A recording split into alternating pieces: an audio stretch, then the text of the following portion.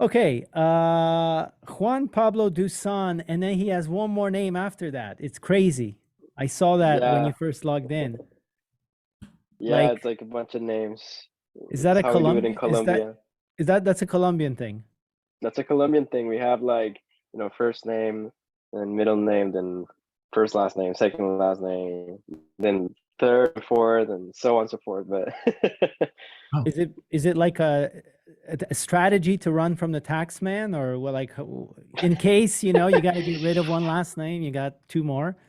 I think it's a strategy to make things more complicated for everybody. Because then here in the US, when I have to like fill in forms or do like airplane tickets, I always have to put like all the names. But then everyone gets confused, and then they start asking me like, "What's your actual last name? Is it this, or that?" And I'm like, "All of them. It's all of them." That's it's everything.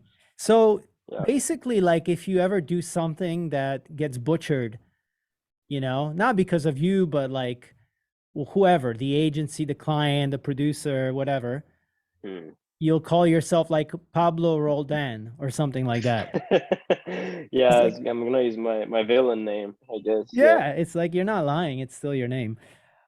Dude, thanks so much for doing this. When Thanks for having me.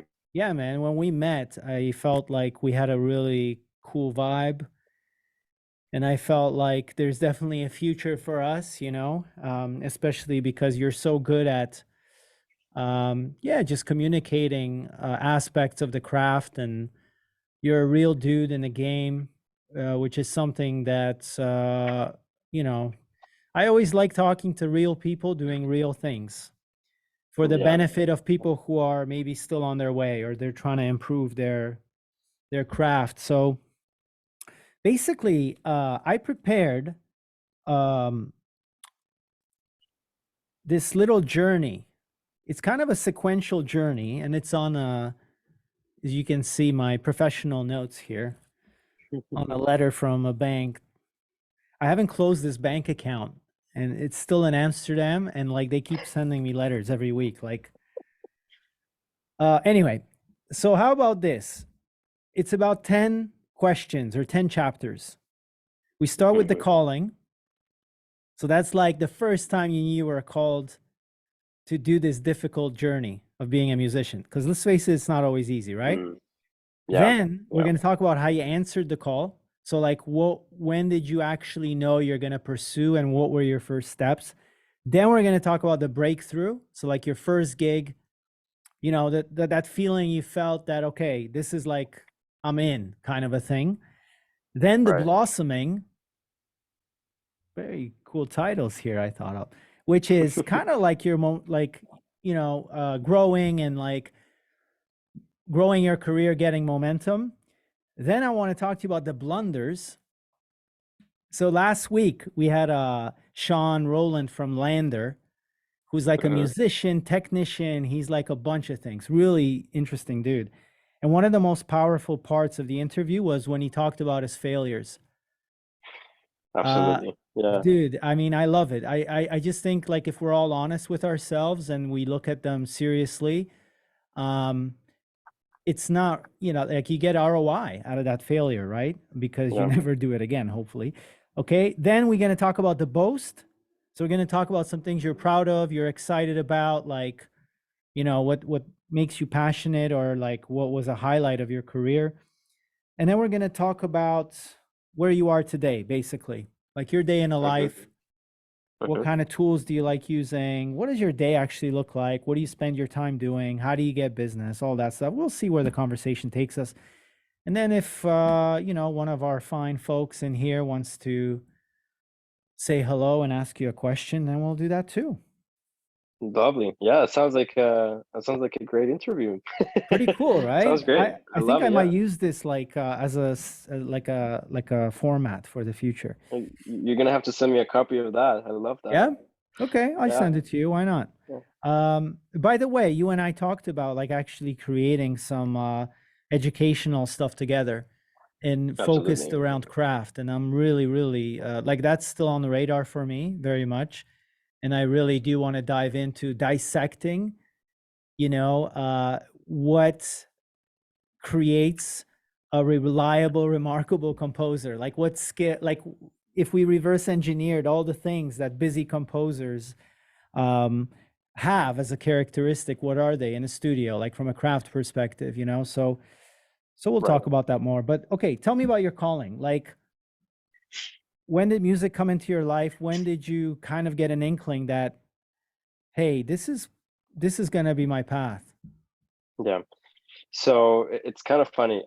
Music actually came into my life when I was around 9 years old, and it was kind of a coincidental thing because I had a little keyboard toy piano in my room, and I would play it just for fun. I didn't know what I was doing or anything, but I would tell my parents I wanted to get into lessons. So that's what they did. They put me in piano lessons, and I had the opportunity to learn, not from a classical perspective, but I learned popular music first. I learned how to learn things by ear, and all these different things that were super useful later on. And when I loved it, I decided that I wanted to go to school for music because I was a big fan of a band called Dream Theater. And for the people who don't know who they are, it's a very cool prog rock band. And the main thing about them is that every instrumentalist in the band was like very virtuosic. It's like super nice uh, performer, their chops all the way to 100%. And I was like, I want to be like that. I want to be a really good performer. I want to be a great instrumentalist. So I took it very seriously. I went to classical school. I a lot of obstacles for me to like actually be able to learn classical pieces, and the discipline was a very complicated part, studying, practicing Talk, 4 talk hours to a me about day. that a little bit because, like, I'm fascinated by the question of feeling like doing something, Yeah, and sometimes your passion not feeling so good in the moment. Like, yeah, it's it was like it's one thing conflicting. to Yeah, imagine being a musician, but it's another like to actually practice some stuff 1,000 times, which makes you kind of sometimes go, I don't know if this is my passion. I'm not really enjoying this. yeah, How did you yeah. deal with that at such an early age? It was kind of shocking actually, because I got into this conservatory, and I remember that in my first semester, my teacher, uh, she gave me a bunch of classical pieces to learn, and she just pretty much trusted me with them. And she would like, we've had a lesson every week, 1 hour. She would look at me play them and give me some strategies to practice. But like, I didn't really know what I was doing. I didn't know how to practice a classical piece. I didn't have the discipline to do it because I had been training just pop and jazz and other things that didn't require that intensity.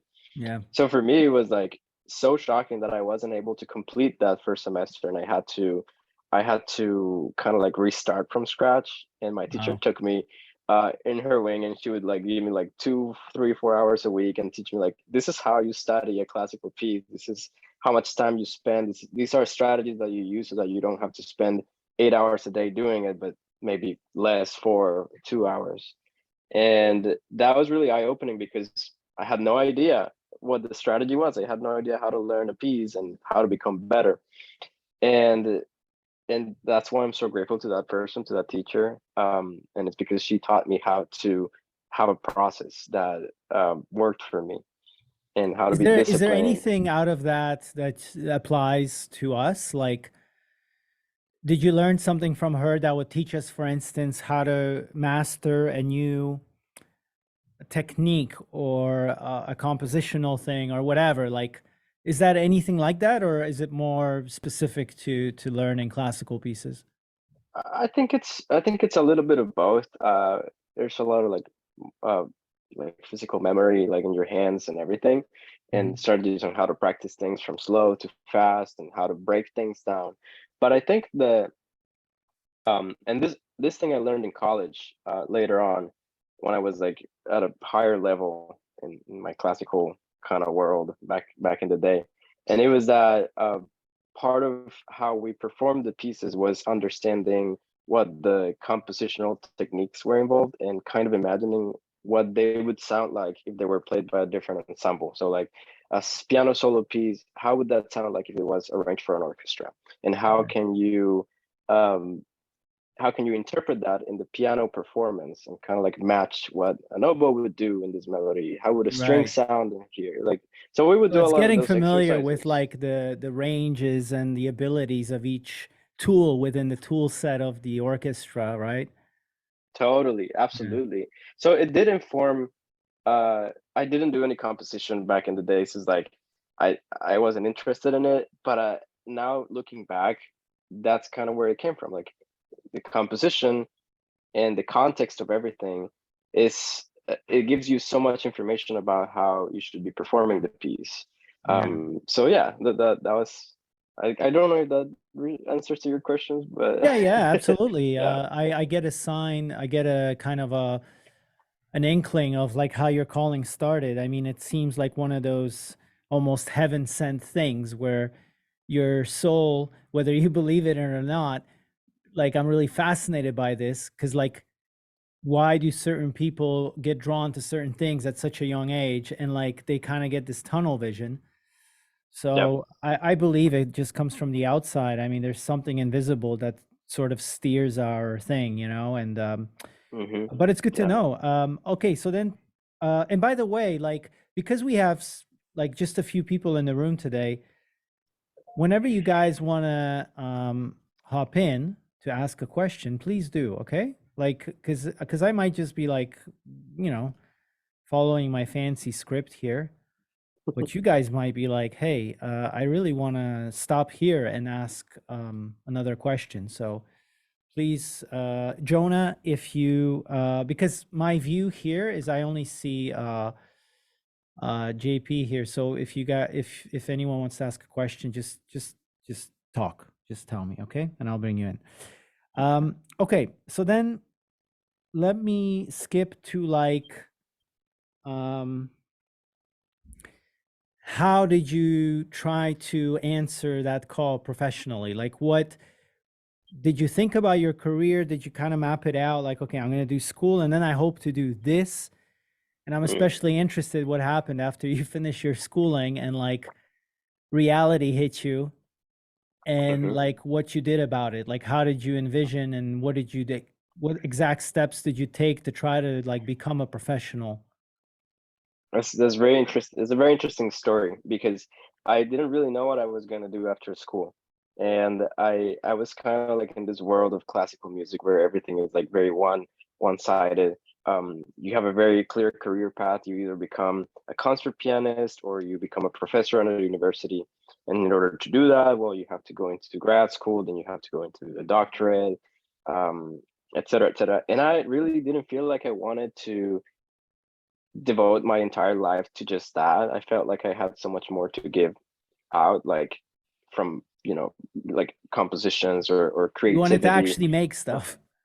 I wanted to make stuff, and one of the things that I remember now that I always did wrong when I was studying classical is that I would go to my lessons, I would practice Beethoven or something and show it to my teacher, and I would do my own thing sometimes. I wouldn't follow what was on the page. And that's like the number one thing you shouldn't do when you're doing classical music. You should always follow what's on the page. And then my teacher would ask me like, "What is this?" And I'd be like, "Oh, I just thought it sounded better." Ah, So that's hilarious. Like yeah, Bach, and they're yeah, he was okay, but like, I think Dusan now that's gonna be a well, yeah, that's maybe a it's like sign, I think that's a sign you kind of get divided into like are you gonna read what's on the page and perform for one of the orchestras in the world yeah, or are you gonna try to create your own yeah. stuff? So okay. So that was one of the things. Another thing is that I was always so like into other genres of music. I was into film music. I was into jazz. I actually almost double majored in jazz and classical, and didn't end up doing it because it was too hard. It was too hard to have like two different, very different scales at the same time. Yeah. But what I'm trying to say with this is that it kind of developed my skills in a way that were more eclectic compared to people who were only focusing on classical music. And so when I got out of college, I really was looking to do something with that, with those skills. So I took a year off to like figure out where I wanted to be, what I wanted to do. I didn't know that film scoring, like media composition, was something that you could go for school, like go to school to study.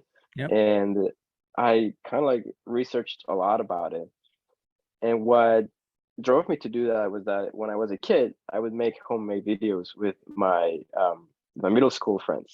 And I would be the person who edited the videos and who edited music from my favorite movies into the videos using Movie Maker. I would upload it to YouTube, get like a couple likes, add this like, and that would be the perfect thing in the world. I would be so happy about it. And that's how I learned how to do all this like media stuff, photography and rudimentary visual effects. I learned that when I was like 12. Which So at the time you had no idea, and we're gonna get to that, that it probably influenced your career a lot to start posting on Instagram and actually start showing inside of the kitchen.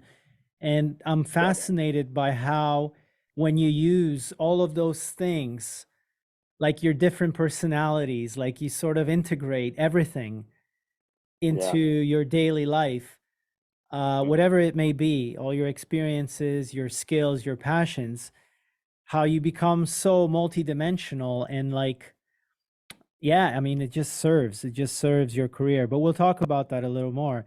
Um, truly, yeah, but yeah. yeah, tell me, let's go back to like the So beginnings. yeah, so I did some research. I started self-learning how to do media composition. I started with some I found YouTube videos that had like, there were scenes from movies that were stripped out of their music, so I would practice with those videos. And I didn't really have a big catalog of sound libraries in my computer, so I would use what I had. I had the Logic, the presets that it has, like a couple other things.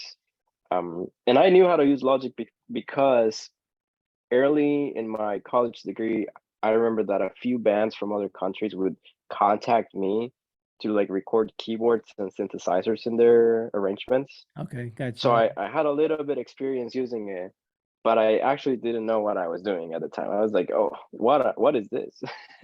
What year It's was kind of this? like 2016.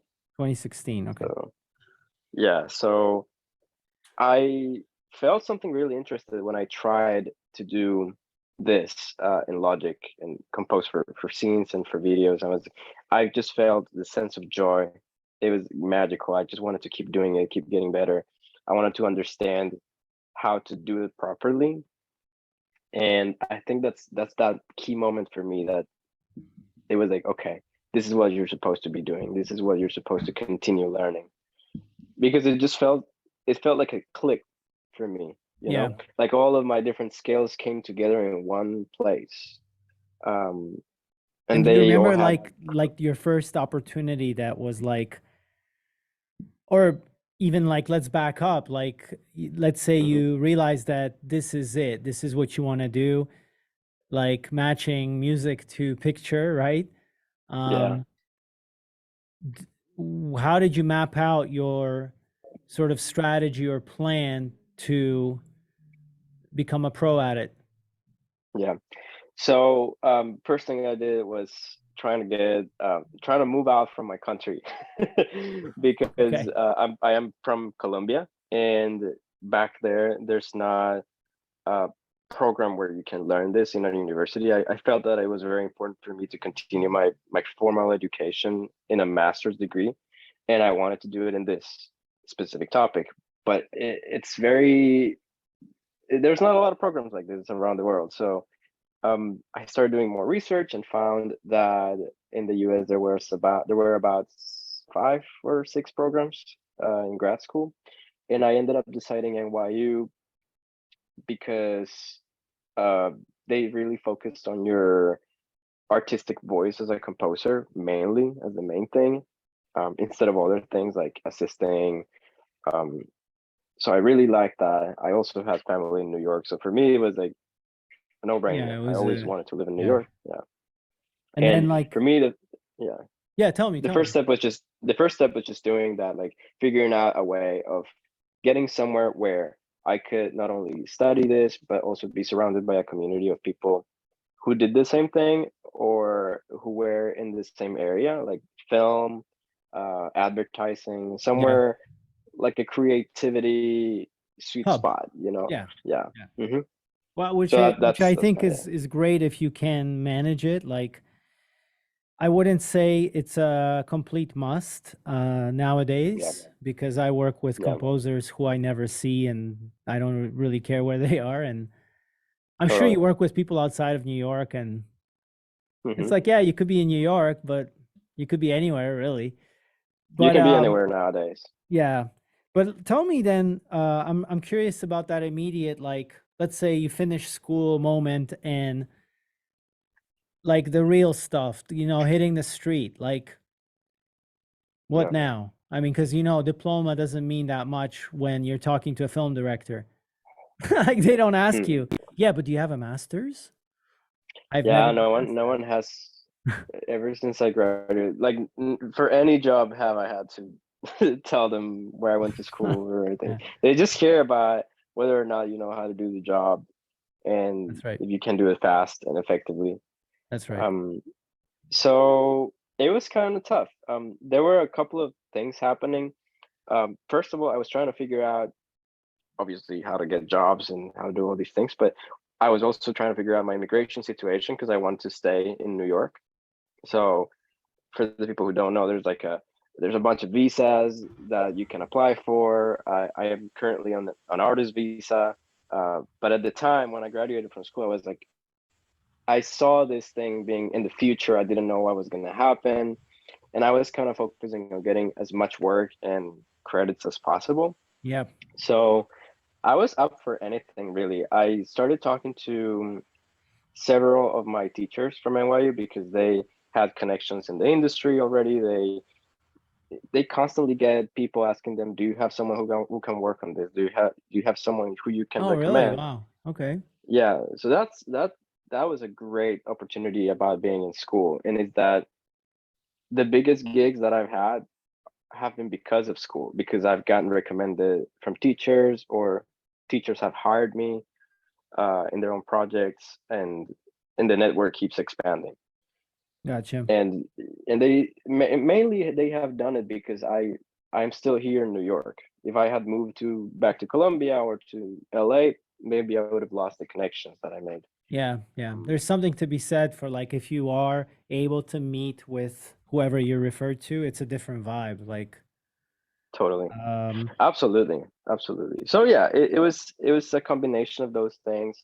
I also talked to several composers who came to talk to us in school. We had this thing called Fridays at One, and it was like a masterclass session with a guest composer from different fields, from the advertising world, from the film world, the podcast world, everything.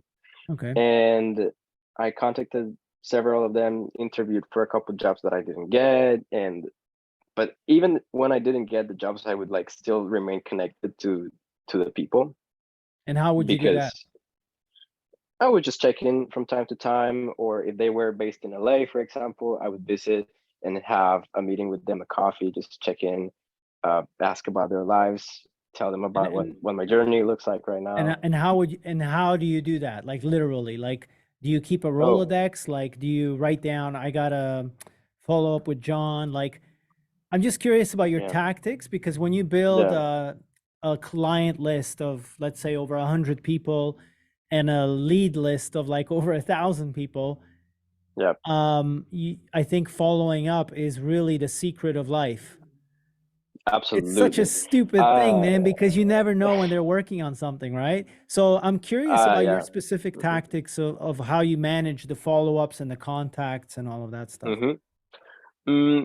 Well, I use something in my email called Streak. I don't know if you know about it. Yep, it's like a It's like CRM. an yeah, it's a CRM, and it has a section where you can add like a connections list, all the people that you've interacted with over email or on the phone or you've met, and then you can set statuses for each one of them, like to reconnect or follow up or job opportunity or any like I built my own template with all these Oh, that's connections. amazing, dude. Yeah, it's great because like whenever you click on something that you want to follow up with, it just kind of like generates a follow-up template for you.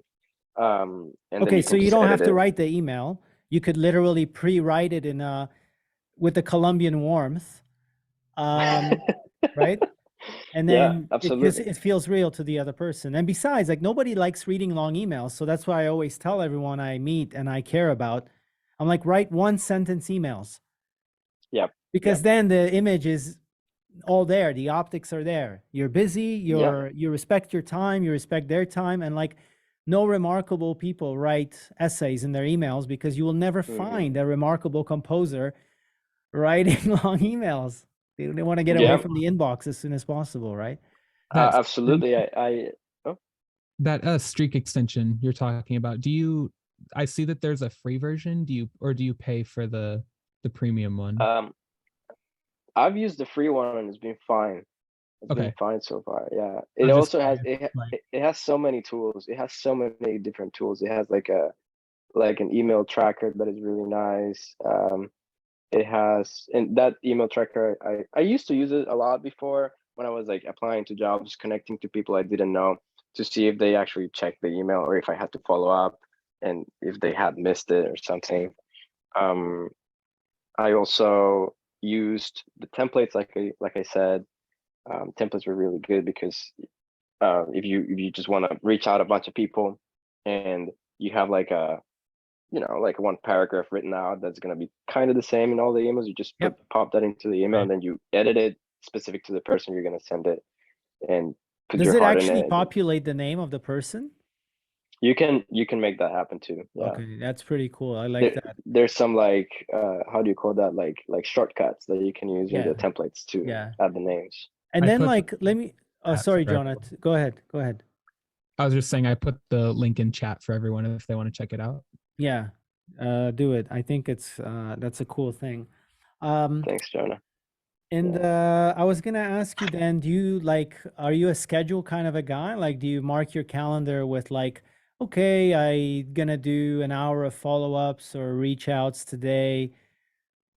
So Hmm. on like how does like how is generating business work for you? Is it a ritual? Is it like, you know what? I only do it when I feel like I have no gigs, and then suddenly I start emailing everybody. That's what most composers in our game do.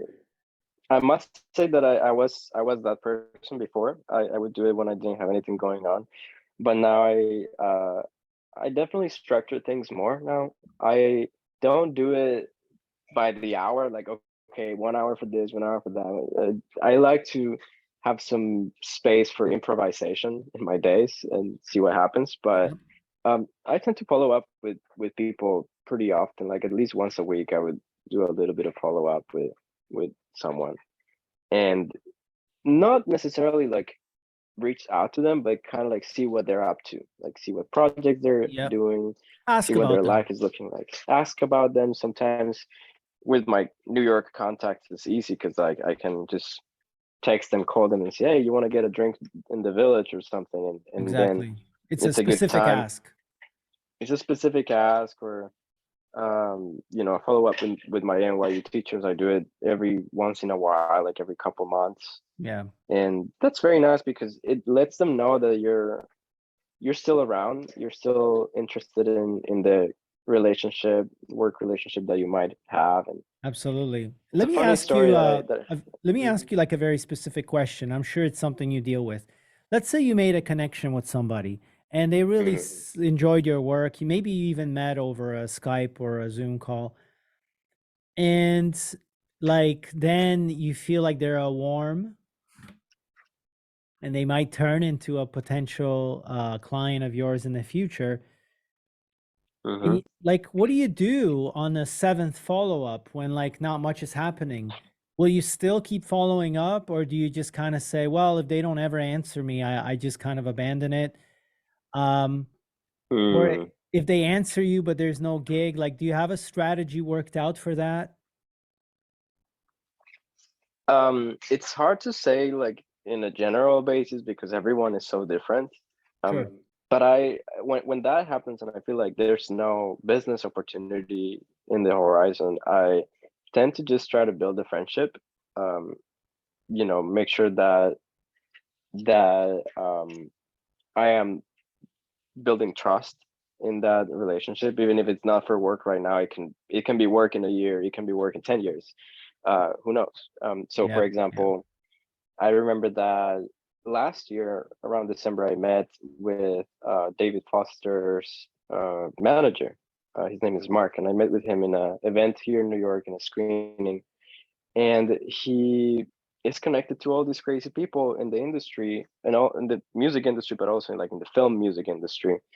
And we had a bunch of like meetings and just like hangouts. We would just go have a drink or something, and he would ask me what my journey was, what I was looking for, all these different things, and kind of like trying to put me out there. But nothing has come out of that yet. But I've made the choice to just continue building that relationship Sure, sure, further, because sure. at some point there might be something that comes out of Absolutely. there. But that doesn't mean that I only focus on that one thing, but I can also branch out to other people and keep trying in other places. You never know where the next opportunity might come from, but you gotta Sure. increase your chances somehow. Well, let me improvise then on my script. And before I ask you how you Hmm. knew or when you knew that your career took off and what you think was responsible for it, if you were to reverse engineer it, Yeah. what is your vision for yourself as a working career composer who intends to make a living with music from your home studio? Do you have a specific vision? Like, I'm going to do 30% films, but because they take so long and maybe they don't always pay so great, I'm just going to do them to keep my soul alive. I'm going to do an album. Then I'm going to for sure do ads because they pay a lot for little, amount of time spent. And Yeah. then maybe I'll do some teaching. Do you have a very clear thing, or do you improvise and it's sort of like, I just want to see Whatever what, comes. Yeah. yeah, tell me. No, I think I structured it now, but not for like, this is like what's happening right now, and I think it might change in the next 5 or 10 years Sure. probably. I have no idea, but I know what I want my life kind of to look like in terms of like the work that I'm doing. But right now, I think that it's probably around 60-70% advertising, and then um, maybe 20% film, Wow, I especially this guessed it year. pretty And close. then, yeah, and then the last bit for a little bit of teaching, which I like to mix that teaching with like the work that I'm doing Yes. on social media, which is it's not necessarily teaching, but it's a mix of I'm working with companies, with brands that are putting out sample libraries, and I'm promoting that. But at the same time, I'm writing music for the content that I'm making. So it kind of like falls into the advertising category, Yeah. but I'm also giving advice. So it's like a hybrid of everything. It's mixing all of those skills. It's I'm teaching mixing a the little bit, skills. I'm writing Yeah. music, and I'm doing advertising. So So I want to get to the blossoming. When did you know that you're now hitting your stride? And if you look back on it, or as you're looking at it, because it's not as if, I mean, I think you're in the middle of your blossoming now. I want to yeah. know what you think is responsible for it, because we must all look at our life and our work and go, you know what? Doing this was an experiment. I can't say that it provided value or traction for my career. So I'm Hmm. going to stop doing that. But for instance, Hmm. setting up a social media account and sharing my sessions has really like, so what are, just talk to me about like how you knew you were hitting your stride, and then like what you think in your case was Hmm. responsible. There's been a couple moments where that's happened. I wouldn't say it's just one moment. The first moment where I thought, oh, this feels like it's the right thing that I'm doing is I was in school in the middle of my grad program, and I got an email saying that I had gotten the Alan Menken Award. And Alan Menken is the composer for a bunch of Disney classics, The Beauty and the Beast and Little Mermaid, etc., etc., Aladdin, you've seen Disney, you know who that is. Of course. And they awarded me with this award, and then I got to meet him in person, and Wow. it was like an eye opener. It's like, oh, I'm doing something right. Holy shit. I think I'm on the right path. And then that kind of like gave me a lot of confidence and a big like gravity to continue doing what I was doing. Then when I was out of school, now working in several different things, very like very different things. I was working on a dance project. I was working on several films, some advertising, like a mix of everything. um I remember that I got an opportunity to be part of a very important music house here in New York. It's called Duotone, Yep. and that for me was very essential because a lot of people that I know that went to school with me have tried to get into this music house and other music houses in town, and it's not that simple. And just getting an invitation to be part of it is, What do I you think think? it's What do very you cool. think made you stand out? I know it wasn't the award. I know it's kind of like the No, thing that kind of maybe warms it up so people actually look you up, but like maybe. I'm trying to dial in the thing that you think made a difference. Is it just, yeah, tell me, you tell me. Uh, Truly, I think it was just because of an email I sent to the owner of the company, who had when he did a talk at NYU one time. We didn't really meet in person, and I remember I was looking for jobs and stuff, and I sent an email to him, kind of like checking in and saying, "Hi, this is me. What are you up to right now?" Um, didn't even ask about his advertising company because his name is Pete Nashel, and he was working on films at the time. And then out of the blue, and his response was like, "Hey, would you like to be part of our advertising house, advertising music house?" I was like, "Absolutely, yeah." Didn't even expect that's a possibility. Um, so yeah, But did he offer that that as a freelance thing or as a it was a freelance thing, but yeah, and it's been, you know, as every freelance thing, it's always kind of like up and down, up yeah, and sure, down. sure. There's some months that are crazy, some other months are almost nothing, but um over time I've been able to join different music houses around town, and I also made my own ad agency for ad music. It's called Decatu Scoring. I made it with a friend from school, and we started it a year ago, a year and a half ago.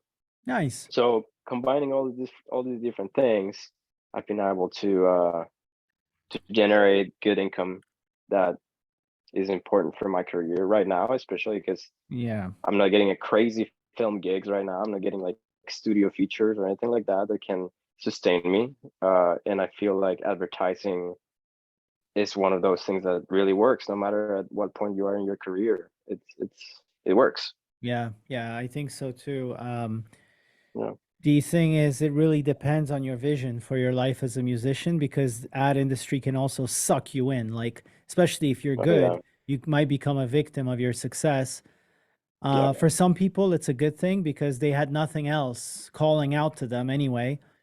And they're like, yeah, ah, I'm making a shitload of money making ads and I'm in the studio. I'm totally happy. But like, we've had a yeah, few people even on these calls that you can sense almost like, I wish I made more music, or I wish I put out an album, or I wish I did something of my right. own. And now they're kind of, but I think, anyway, you have your foot in all of those worlds. And if the iron is hot, just keep going with it, right? So, Yeah, totally. I mean, it's kind of funny because I feel like this year I had an opportunity that also I would say is part of that like blossoming that's happened, but it was not in composition specifically. It was in music editing. yeah, you That is mentioned that. so. Yeah, I had the opportunity to work as a music editor in the HBO show Winning Time. That's about the Lakers, Yep. and that was just an amazing, incredible experience because I was with my boss was Todd Castle, who is like a big music editor here in New York, and he used to be one of my teachers at NYU. And the score was written by Nicolas Britell and Robert Glasper, people who I always admired, and I listened to their music all the time. So even though I was not there as the main composer, having the opportunity to be in the music team and work with all of these brilliant minds, it's It's just great. incredible, So incredible. yeah, And yeah. did the job come about because you emailed Todd and said, "Hey, Todd, what are you up to these days?" Sorta. I remember that we built a really good relationship, Todd and I, and all the people from NYU too, because after his class on Thursday nights at 9 p.m., we would go for Martini Thursdays. And we would hang out afterwards because he wasn't living in town at the time. He doesn't live in town. He Yep. would come from upstate down to New York, teach the class, then hang out, and then leave the next day. Bingo, yeah. And we did that every week. When I graduated, I stayed in touch. I would send him messages on Facebook every now and then, once in a while, like saying like, "Hey, Ty, we need to do another martini night when you're back." Blah blah blah. And then a year goes by. I applied to my artist visa. I asked him for a letter of recommendation for the visa. He's like, "Great, I can do it." I write it out for him. He edits it and sends it back. So I'm like kind of in his mind during all of this time. Yeah. Then last year in December, he was looking for a person that could work with him in the show. And he asked another teacher from NYU, the director of the program, who I had assisted before as a composer, and he recommended me. So Todd calls me, he asks me, he doesn't ask me anything. He's like, "Do you want the job or not?" And I'm like, "Yeah." It's amazing, man, how And it that's it. works, like relationships. This is Yeah. why I like beat that dead horse, man. It's like it's so beyond dead now about relationships, right? Because Yeah. I mean, seriously, man, these opportunities happen. It's always a tight deadline. It's always like, and whoever's Mm. like the first person that comes to mind that's reliable and trusted, it's like, boom, let's do Yeah. it. Yeah. You got it. Absolutely. Absolutely. That's pretty cool, man. I like that. Okay, but let's Yeah. now get humble and talk about a blunder, like, or whatever you feel like when you look back on it, you're like, how did I not see that was dumb? Or whatever. Like, you know, I mean, we all have them. But Mhm. please share yours or whatever learning lesson that you've had so we don't have to make mistakes, you know, since you've already done it for us. Yeah, I mean, there's a few things like I don't know if this falls into this category, but the first time I had my work played it by an orchestra, I was really nervous because that was the first piece that I had ever written for orchestra, and I didn't know anything about orchestration. I didn't know anything about anything, and it was a terrifying experience because I just gave them the piece, they played it, and everything sounded terrible. I remember Gotcha. that the mock-up that I made on, in Logic, I had a very clear idea of how I wanted this piece to sound, but on paper it's a different story. So it taught me a few lessons about um, the work that you have to do before you present music to a collaborator, a musician who's going to play it for you, all the different things that you want to have in your part or in your score. You got to learn about their instruments, you got to learn Yeah. about how to make them feel comfortable during a recording session, etc., etc. I can go days and days talking about this, but it was like, and it was like during my first 2 weeks in school, and I was shocked. I was so shocked that it went so bad.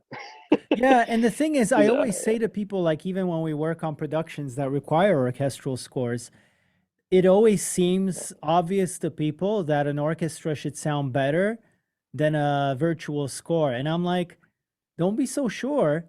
Like, the no, great masters of working in the box will make this sound unbelievable. You're gonna jump out of your window when you hear the tension, the intensity of it. Like, and then when it gets recorded by an orchestra, you're gonna go, where's the force, the impact? Like, they yeah. don't get like that, you know, it's like you can get unbelievable things out of an orchestra, but yeah, like you said, you have to really plan for it and you have to know what you can expect to get out of an orchestra that a Mhm. DAW can't do, Yeah. and like what the DAW will probably do better than Yeah. you know, the rhythmic section of the orchestra banging away. It's like, yeah, okay, guys, thanks, Yeah, but you know, I didn't know any of that. I yeah, just came in fresh from me watching YouTube videos and trying my best to make sure, something. Uh, and and it was eye-opening because it it made me very proactive after that, and right, like really I started learning like actually learning what I needed to do yeah, to to make it make, sound better. yeah, And you know, that's just one thing that I feel like um you know, I don't know if yeah, okay, that's like yeah, a that's a good bump in the one. road, but Is there anything in yeah. your business outreach, you know, the money side of things or business side of things that you wish you would have had done differently, or any things that any lessons you've learned? Yeah, maybe so. I think I wish I had educated myself more on the business side of things before. Um, you know, like I in school I got really good training in music and all of it, but not really good training in business Yeah. and how to run a company, how to run a music studio, how to, you know, how royalties work. Like they mention it, of course, but when It's it comes to real life, it's like when you try to put it in a contract and negotiate these things, it's something that I wish uh, I researched more before.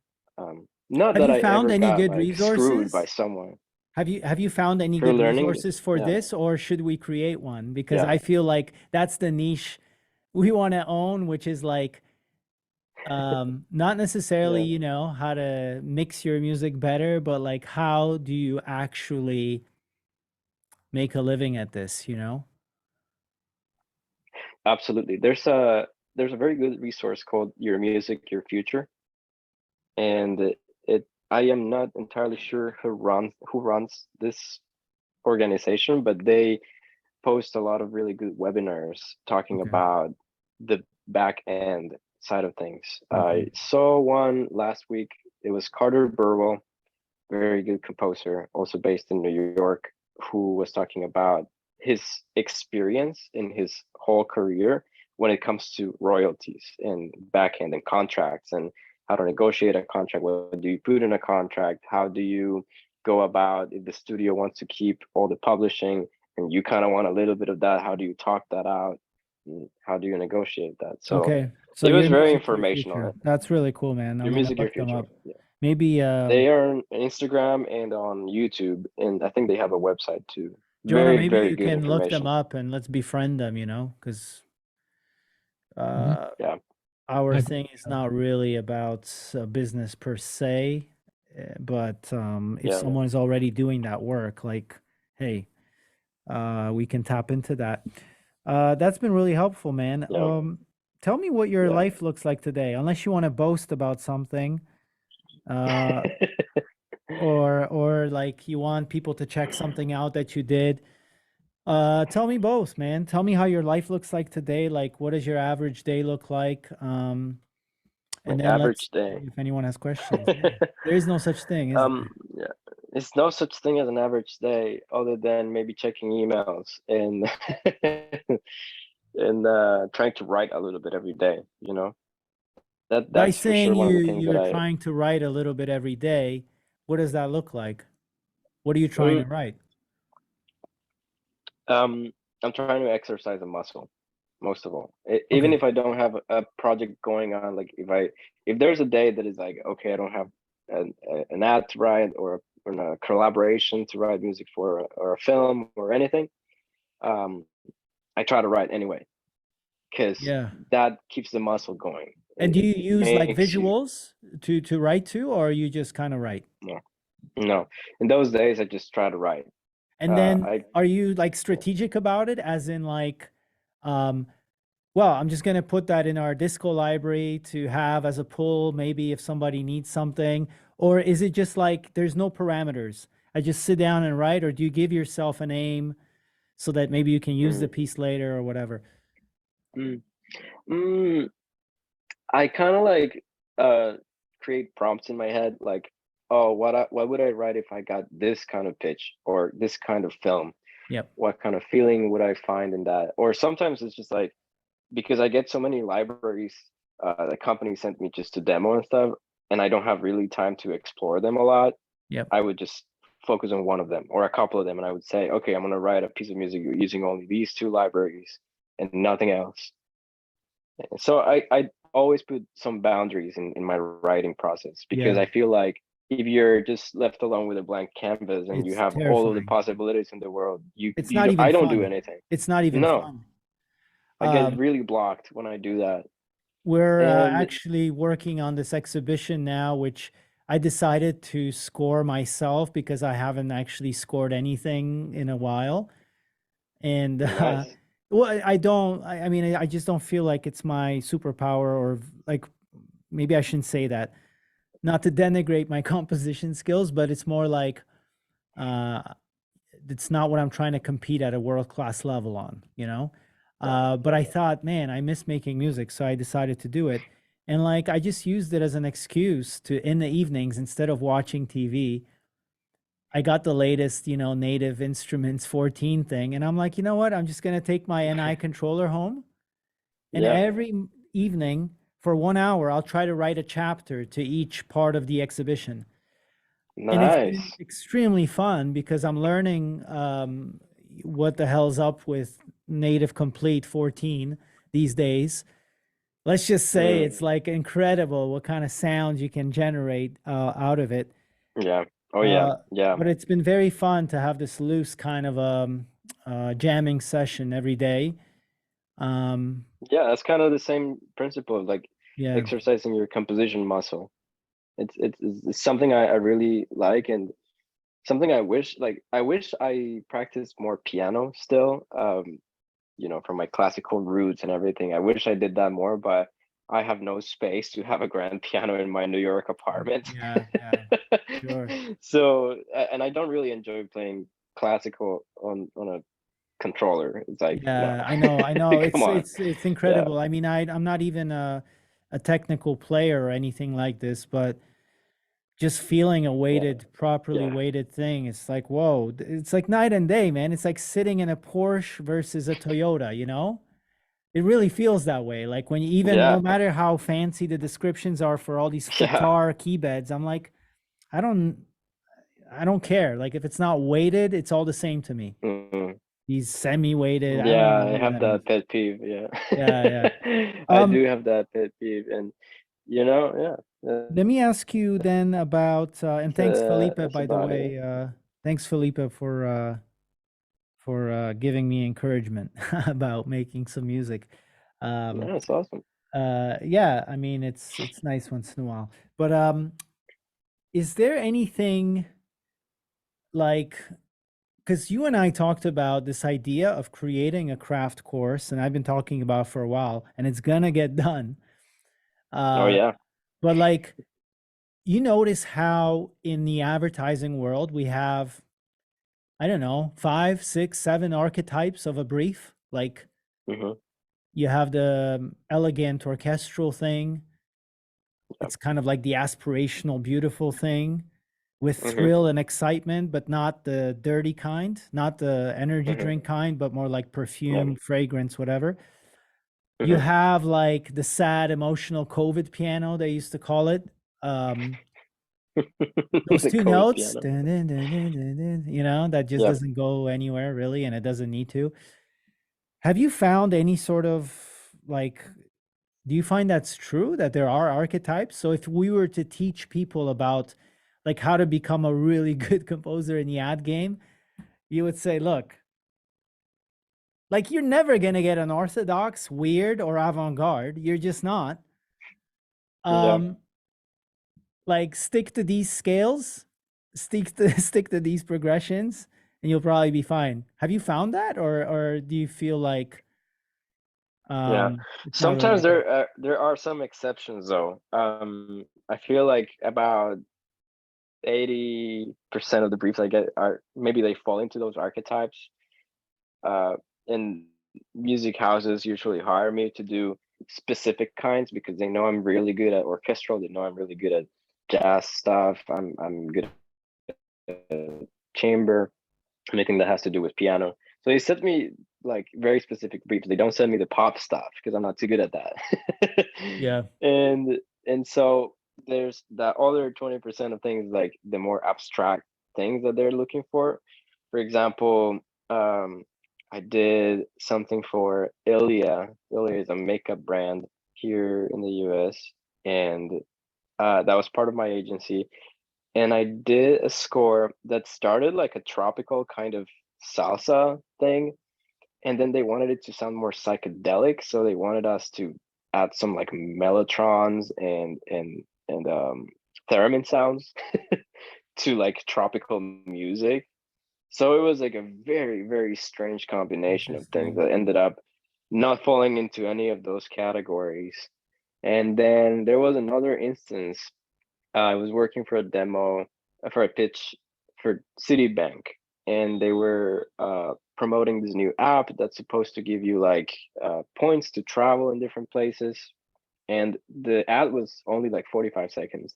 And every 5 seconds, they would travel to a different location in the world. And they wanted the score to reflect the location change. Oh, I So it love was like those a where very it's fast like, paced yeah, thing. yeah, Yeah, it was crazy because like, it's okay, crazy. China here, so use traditional Chinese instruments, and then Yeah. 5 seconds later you're in Paris, so okay, you gotta use an accordion, and then in between, in the transition time, you can only use percussion. So it was like very structured in that way, but definitely doesn't fit any of the archetypes that that I Yeah. kind of know about. Yeah, But that's an archetype of like conceptual campaigns where, oh, make yeah, us a score out of a beer bottle or, yep, yep, yep, conceptual thing, whatever. Okay, totally. guys, is there anyone who wants to ask Mr. Dussán a question? We have some really brilliant people in this master class, like if you ever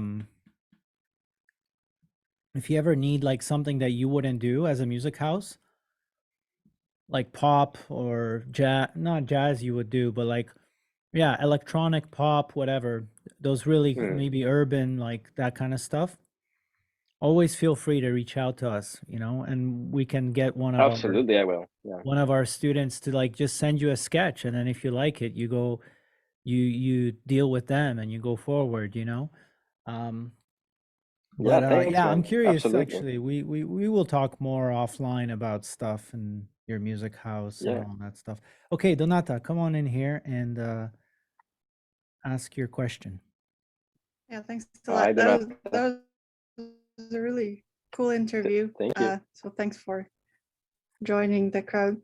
I really do stuff that wouldn't probably fit into any of the archetypes because it's all experimental and weird, and like labs, libraries with all the weird sounds, Nice. reverse samples, this type of stuff. But I still got one cue on an album with the solos that's coming out tomorrow.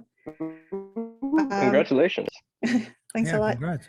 So my question really is, where do you find inspiration?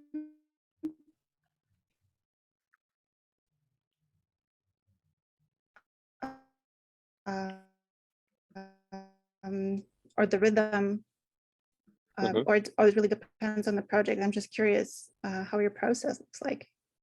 Thanks for the question. This really good question. Inspiration.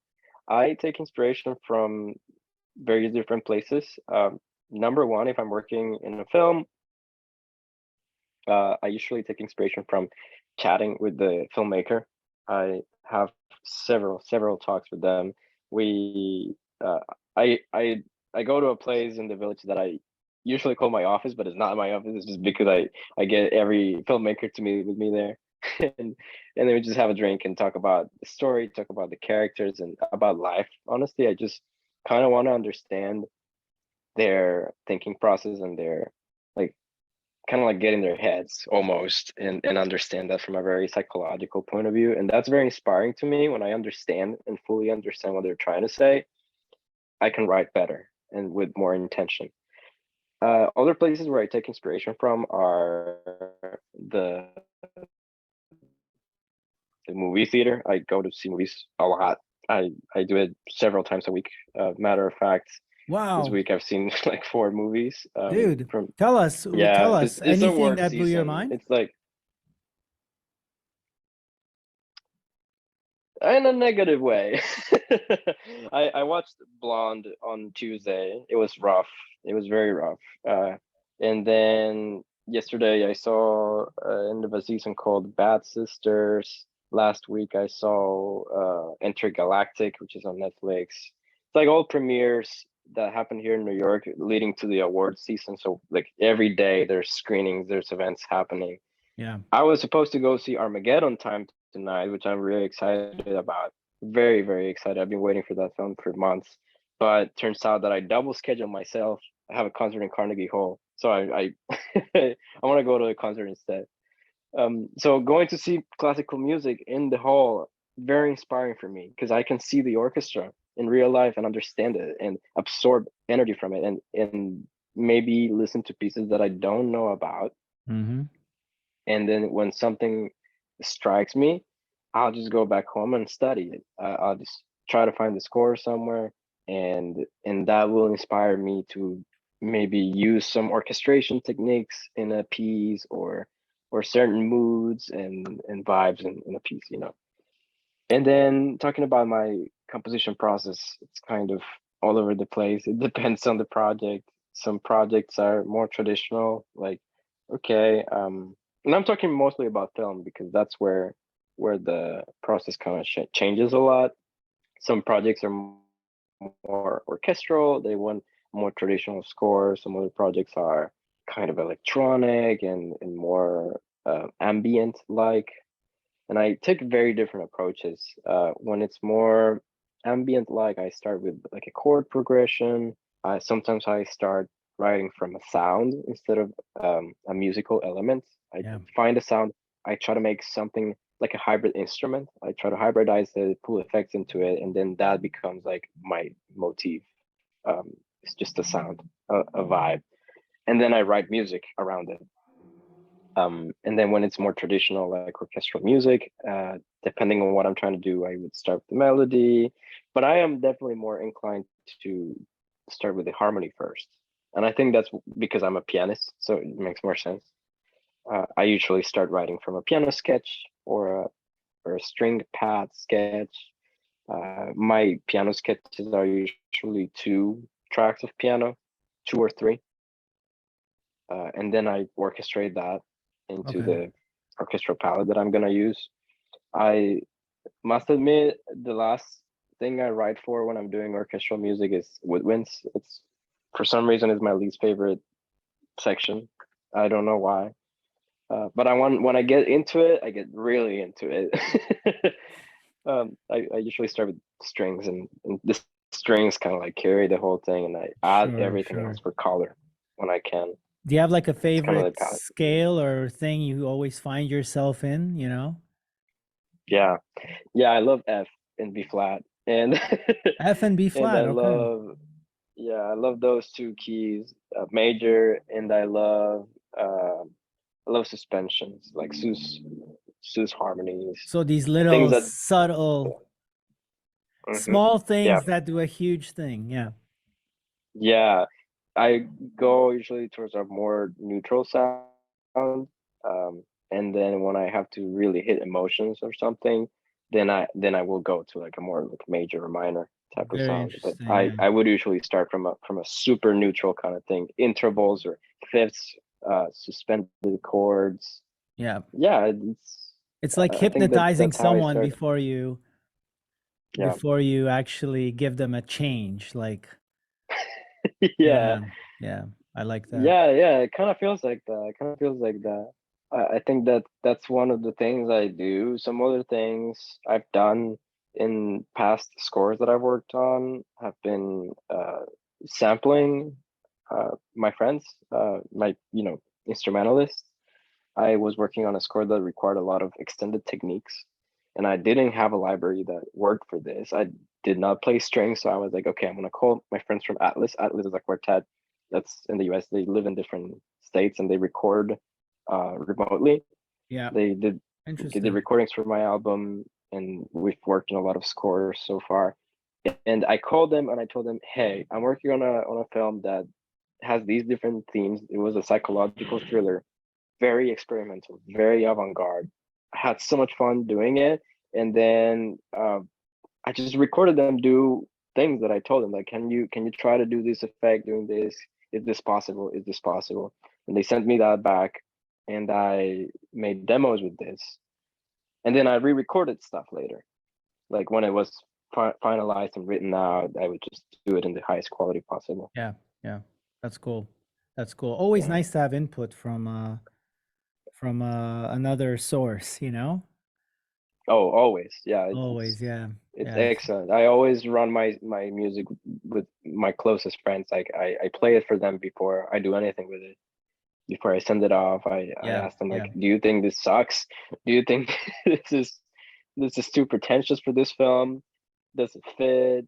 You know, Yeah, yeah, I it's think like it's staying not so attached to the piece that yeah, no, everything is yeah. possible basically. Mhm. I think that's a good approach, and it's something you have to learn, I guess, over time as a pro. Yeah. Not to get too close to um the music. Although I've even read biographies of famous Polish composers who are like complete nutcases when the director suggested something else. So you get that Yeah. also. Yeah, it's complicated in this industry. It's just like the mindset that you have to have is just very collaborative in every way. Yeah. You can't be too attached to anything No. because it Without will getting like likely stepped change. on, you know, I think you No, want to be yeah. careful in like Mhm. accepting a challenge that you know it has a high risk of failure and it will make you Mhm. look bad and they're going to blame you at the end, Yeah. even though you like Yeah. warned them in advance. So, um, Yeah. Totally. Donata, do you have another question, or that was your question? Uh, that was super informative, but I'm curious about one more thing because I have no training Sure. in classical music, and when it comes Mhm. to, but unfortunately, orchestral or scoring orchestral hybrid type of stuff, trailers became my favorite Mhm. thing. So, my question is, what are perhaps the most common mistakes you see in those sort of amateur orchestral scores, or things that you would perhaps recommend, if there is any, in terms of melody, counter melody being too boring, too much dissonance, or boring sort of use of instruments, something that Mhm. would hit you immediately and say, this was scored by a person who has no idea about orchestration or orchestral scores in general, just out of Right. curiosity. Yeah. I mean, there are some things that stand out for me when I listen to scores made with mock-ups. Specifically, when the composer is not thinking about the production quality of it, that's a big no, I think. Like, for example, having brass play for like several measures without stopping, and I mean, they have to breathe at some point. And so the strings, strings to make phrases more cohesive, to make separation and kind of like paragraphs and sentences, you have to have some space in between phrases. And if you're writing with like digital instruments, it's very hard to notice these things because Yeah. okay, they can breathe forever. I'm just playing a key, so so Yeah. it's kind of like having those things in mind, the realism of it, being really detailed with, like, again, the production quality, making sure the instruments have their dynamics and everything. And then from a more compositional standpoint, I think that, I mean, it's hard to say because everyone writes differently. Um, but I guess if you've listened to a lot of music, and you're able to kind of like um, get close to it, like simulate it, like you have references, like, oh, this is a really good trailer track. I'm gonna try to make something like that, and you can actually make it sound similar as an exercise. I think that you can have really good skills doing it. It's not necessarily something that, not like dissonance doesn't bother me. The problem is when dissonance is interfering with the story that is being told. So it's more about the context. It's like, Yeah. is dissonance device to use in the context that we're working in right now? Is the music too big for the story that we're trying to tell? Like if we're working on an independent short film with one character and like very You low can't go budget, big. what is the Yeah. necessity of, yeah, what is the necessity of having an orchestra? There's none. It's like There's none, yeah. maybe Unless so. it's Maybe. unless it's comedy or like you're trying to Yeah, juxtapose or whatever. totally. Some other times Yeah. I feel like there's just too much music on Yeah. projects. I feel like, Yeah. and this might be from problem from the directors and not necessarily from the musicians, the composers. It might be the director wanted to just fill the entire space with music, have every single emotion being reflected in the score. And I think Yeah. that's a big no. And I've had to stop directors from doing that before and tell them, hey, I think this is a good moment to stop, have silence, and let the performers have their moment. What are some of your like favorite things that you think should serve as a benchmark as far as film scores or like compositions for people who are involved in media composition? I personally would like to have that kind of a Spotify playlist, which is like mm, I always ask my friends who are very, you know, they're remarkable musicians and either they're well trained or they're very active in music. yeah, I always ask them for their inspirations. Is there anything that you would yeah. suggest, like we adding to our playlist to hone our taste in what a sublime and tasteful score Yeah, looks like? totally. I mean, there's a little bit of everything, honestly. Um, I'm trying to find my playlist here. I have a playlist called Inspiration. That's just the stuff that I like the most. It's called My World Inspiration. I really love American Beauty, the score for American Beauty Yep. by Thomas Newman. I uh I think that's a great example of how you can make an orchestral score sound different by the types of instruments that you're using. Yeah. Um, I think more modern scores that I feel would be a good place to start gathering inspiration is Joker by Hildur Guðnadóttir and The Curious Case of Benjamin Button by Alexander Desplat. This plot is And crazy, then that guy, man. Reading his interviews, they're like, how much do you work? The yeah, guy's always working. Like, I think whenever he's working on a film, and you know, I can identify with this. I'm sure you can too. Well, maybe you're not the same, but like, it seems like when a composer is working on a film, they're possessed. It's almost like you cannot, especially until you have solved the problem of like, what is the yeah. theme going to be, or like whatever, you're walking around in a daze. Like, you can't stop thinking about it. But I remember reading an interview with this plot, and he said, like, yeah, I work all day, then I have dinner, then I work in the evening, and then it's like, he just works. Oh That's man. all he does is compose. Yes, that's crazy. I mean, there's people built for that. I don't think I'm built for that. Yeah. That level of intensity I learned from, again, going back to classical piano, I learned that is not necessary to practice for 8 hours a day. You can have the same results and better results if you do 2 hours every day or 3 hours every day. And I think that Yeah. applies to composition too. Sustainability. It's like, Sustainability. yeah, I'm a big fan of that, big proponent in all areas of life. Like, do 10 Yeah. push-ups a day instead of like going to the gym, you know, whatever, twice a week, like, and then not going. Make it so stupidly simple that you will do it every day, because it will change everything, even on a cellular level. Like, everything will change: your body, your mind, your brain, like everything. Absolutely. You just got to do it Yeah. daily. That's the Aristotle thing. Okay, so we had Benjamin Button, we had Joker, we had American Beauty. I think, Yeah, and then a couple yeah, of ones that I love because of all the, it's just fantastic storytelling is uh Inception and Interstellar by yeah, Hans Zimmer.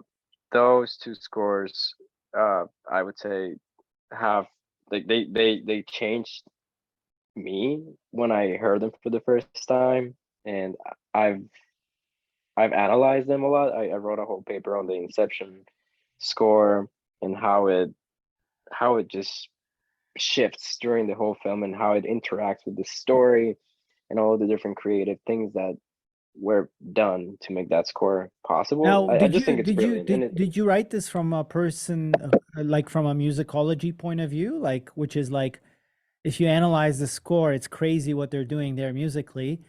And is it something inventive? Is it something that's never been done before, or is it like just a kind of maybe a twist on something that has been done before, but maybe not precisely like this? well, I don't know if it had been done before.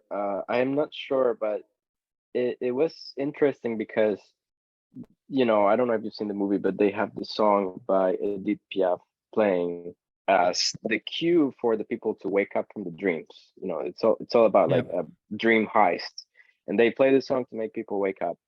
And when the characters hear the song in the dream, which it's like diegetic music, because music that the characters can hear, it plays at a very, very slow pace, like slowed down, almost like 50% the speed. And so what Hans did was he took that slowed down version of Edith Piaf and slowed it down even more. It has some horns in the beginning, and he arranged kind of like how that part of the horns sound in the slowed down version, and then he created a motif based on that rhythm, and then it mixes perfectly with the diegetic song that is playing when they're trying to wake up. So it's like playing with your brain a little bit. Yeah, I And like then that. Yeah. it's great. Okay. It's a lot of different devices. Yeah. Yeah, I would be curious if you sent me that paper, by the way. I don't know if Sure, that's sure. I something can you send feel it to you. comfortable sharing. We would post it in Yeah. we would post it in a pro group, and I think that's a very interesting thing. I don't want to take up more of your time, but I would love to resume our conversation. I mean, if you're around tomorrow, I don't know if you're around sometime your morning. I would love to catch up with you and maybe, talk about some things that we could do. Sure. Yeah, I would love to. Okay. Maybe 9:30. Let me just check. It's funny we do this Yeah. on I'm doing this because it's like it feels like it's like drinks with friends. Oh yeah, that's the best way to 9:30 do it. is you're 6 hours behind, right? Eastern is 6 hours behind. Okay. Right, Jonah? Yeah, we're 6 hours. It's 3:30 in Poland. I'm also Eastern time. I'm near Toronto, so Oh, great. So it's 3:30. Okay, let me check. Yeah, I can do 3:30. I have a 4 o'clock, but you know what? We'll make it efficient. We'll catch up tomorrow.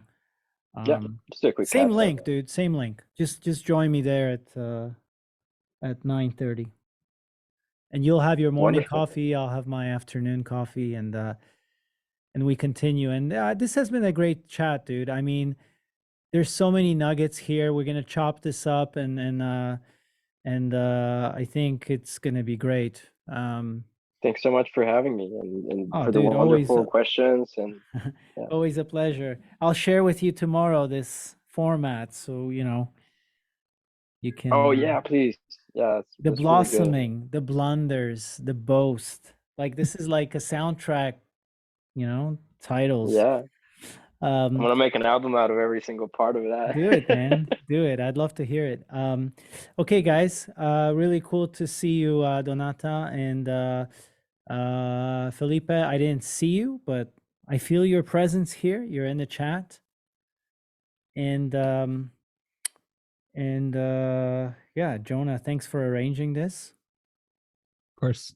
And Juan, I see you tomorrow. I'll see you guys tomorrow. Okay, man. Bye. Ciao, everybody. Take Yeah, care. everyone. Ciao. Later.